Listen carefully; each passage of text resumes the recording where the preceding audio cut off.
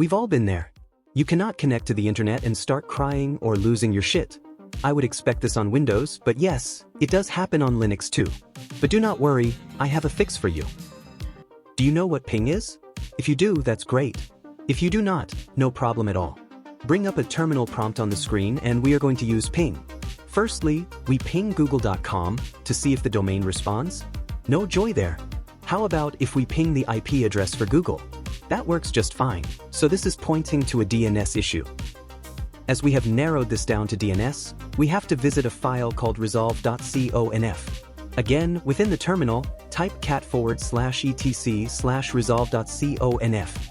We are interested in the name server setting here. We need to edit this file and change the name server to a different IP address. To achieve this, use the nano editor with sudo nano command followed by the file location. Scroll down to where the name server line is again, but this time you can edit the IP address. We need to add a known working DNS server, and that would be Google's DNS server at 8.8.8.8. A well-known IP address amongst IT professionals. Now, we need to save the file, and to do this, hit Ctrl and O, then Ctrl and X to come out to the main prompt again. Check this command was saved successfully by using the cat command again, followed by etc and resolv.conf.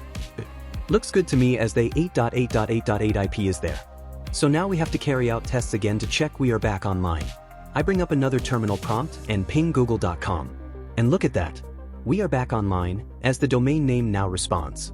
I let it run for a bit to bask in my success. Then realize I should go back and surf the web. Refreshing the page, the Amazon page now appears, so we have fixed the DNS issue.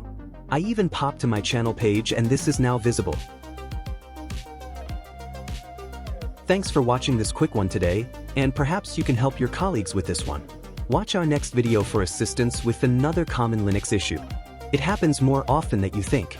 Drop a like, share the video or subscribe to the channel. Or all three. We will see you again soon.